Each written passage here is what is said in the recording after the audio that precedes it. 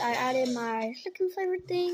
I insisted I get the phone back despite policy. My daughter Olivia is 16 and got her phone confiscated 3 days into the new term for watching videos during class. I'd warned her the next time this happened, I was taking the smartphone and giving her an old flip phone with no internet. So when the school called, I said I'd pick it up that afternoon. The secretary tells me there's a new policy. First offense, they keep it 2 weeks. Second offense, 3 weeks. I'm thinking, are you serious? She repeats it like she's reading a script. I tell her I'll be there in 20 minutes. I get to the office and ask for the phone. The secretary Diane explains the policy again. I stay calm and say I paid $400 for that phone. It has my daughter's personal information on it, and I'm not leaving it here for 2 weeks. What if it gets lost or broken? I know they lost a kid's phone last year because my coworker went through the same thing. She calls the vice principal, Mr. Howard. He comes out, shakes my hand, repeats the exact same policy. I tell him I'm the parent, I bought it, I'm taking it. He says the policy applies to everyone. I ask if I signed anything agreeing to this. He mentions the student handbook from August. I tell him I never signed it, and you can't keep someone's property without permission. He's getting annoyed. Says I can take it up with the school board. Just I sit down in one of those plastic chairs and say I'll wait right here. He asks what I'm waiting for. I say my daughter's phone. He says that's not happening. I say then I'm staying. He tells me I can't just sit here. I pull out my phone and say I'm not causing problems, just waiting. He goes to his office. I sit there for almost 2 hours. Students walk by staring. I don't move. The principal, Mrs. Callahan, finally comes out. She's this stern woman I've barely spoken to. She says I need to leave or she'll call the police. I look at her and say, go ahead. I'll save you the trouble and report stolen property myself. Her expression shifts. She says the phone isn't stolen. It's confiscated for policy. I say you're holding my property after I repeatedly asked for it back. That's theft. She stares at me for 10 seconds, then says, fine, follow me. We go to Mr. Howard's office. He's got the phone in a plastic bag with Olivia's name on it in his desk drawer. But before handing it over, Mrs. Callahan closes the door and says they need to discuss something first. My stomach drops. She tells me when they took the phone, it was on. She stares at me for 10 seconds, then says, fine,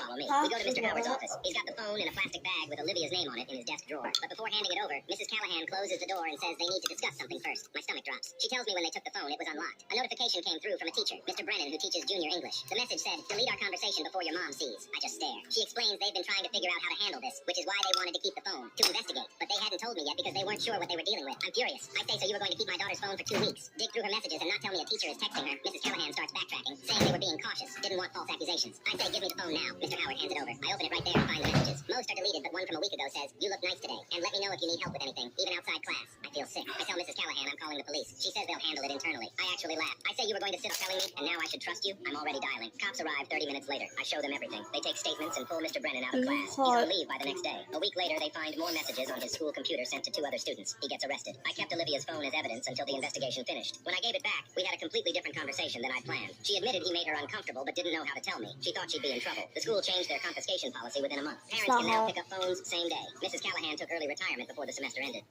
I insisted I get the phone back despite policy. My daughter Olivia is 16 and got her phone confiscated 3 days into the I'm starting to fall in love with my wife, but I don't know how to deal with it. I just want a good flavor. I know how that sounds, but hear me out. Elena needed to stay in the country to finish med school. I was broke and desperate to split rent in San Francisco, where even studio apartments cost more than my monthly salary. My roommate Ben suggested his girlfriend's friend who was facing deportation. She's clean, quiet, and desperate. He said, perfect match for your situation. We met at a Mission District Starbucks on a Tuesday. She was already there when I arrived, hunched over thick medical